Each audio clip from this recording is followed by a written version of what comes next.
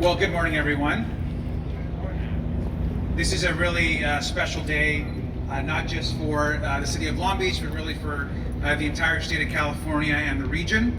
We're here to celebrate a really important milestone, one that has historical implications and one that we've been working towards for a very long time. Before I begin, I also want to acknowledge you're probably seeing a lot of cranes in the area. We do have an extensive amount of filming that actually is happening and occurring in and around the ship, of which revenue and proceeds goes back into the ship. And so if you see a lot of the filming and crane activity, it's because of the ongoing filming that's happening actually on the ship right now. So I want to give everybody that heads up. These production crews you're going to be seeing around the ship, and also their product you'll be seeing in many different streaming services and movies in the near future. We have been here almost 3 years later since the Queen Mary has actually seen visitors on board.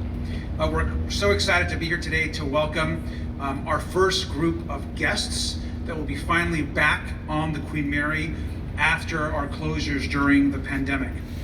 We also know that it's so important that during this time that we have focused and shifted to a real attention to historic preservation.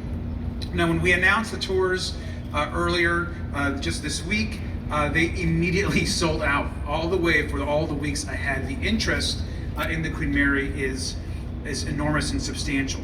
We're excited to get the community back on board. I want to talk about the Queen Mary as a historic treasure. We know that it was built during the Great Depression, and at the time was a groundbreaking luxury sea liner. It was the grandest ocean sea liner in the world to most. And of course, we know that it transported many of the royal family, other royals from across the world, celebrities and dignitaries all through the 1930s.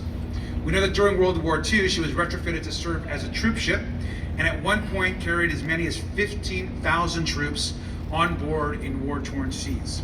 With her record-breaking speed and size, she became known as the Gray Ghost and played a pivotal role in guiding our Allied forces to victory.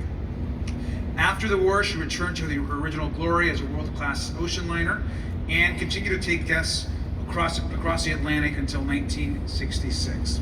Now, we also know that the Queen Mary has an incredible amount of history as it relates here locally in Long Beach. In the late 60s, she had her final voyage, and then Queen Mary came into Long Beach, her new home, in our harbor here adjacent to the port. Since then, the Queen Mary has become a world-renowned tourist destination and a landmark in our city's culture and history. On a regular basis, when she was in full operation, the Queen Mary had about 1 million visitors a year. In fact, the Queen Mary and the economy generated by the ship supported nearly 1,400 jobs and contributed approximately $43 million in labor economic activity. Now, for the city of Long Beach, it would raise about $3 million each year in tax revenue. And so getting her up to speed is not just important for the historical nature of the ship, but also for the pride of our city, of which the Queen Mary is linked to, but also for the jobs and economic activity that it creates. Most folks know that back just in 2021, just 2 years ago, the city retained and grabbed and got the lease for the very first time in 40 years since, in the last 2 decades since we've had this ship.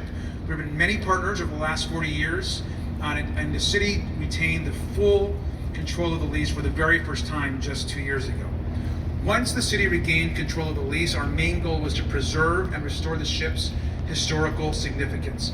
I've said this from day one, but as it relates to the ship and the tourism activity that happens and the folks that visit it, there is nothing more important than the historical preservation of the ship. And I think finally the city has been able now to uplift that as its key goal in reopening the Queen Mary and ensuring that the preservation of the ship, with our partnerships with other preservationists and organizations, are focused on that critical work. Now, over the course of this year, we've made tremendous progress in these efforts. You're going to hear about in great detail in just a few minutes, but we know that our work is not over. We have invested millions, as you know, in critical repairs, in the lifeboat project, and when you get on board to the ship, you'll see an enormous amount of construction that is beginning to happen all across the Queen Mary. Now, efforts are also underway to reopen the hotel, the restaurants, the bars, and the shops, and those will all be opening up early in the new year. And so as we reopen the Queen Mary, we're doing it in phases. We're beginning with the public tours, so the public will be back on the ship. Then we're reopening some of the restaurants and the coffee shops and the gift shops, along with the hotel, all happening in early 2023. So we are excited in every way to get folks back on board. I also have an exciting announcement for us this morning. We are today launching a new membership program for the Queen Mary. This is an opportunity for anyone, not just here at home, but across the world, to be a member of this new Queen Mary program. The Queen Mary annual membership includes ways to not only visit the ship, but to be involved with the ship, preserve its history, have special tours and attractions, and have pre-sale opportunities and first-come opportunities for a lot of events that are going to happen on the Queen Mary.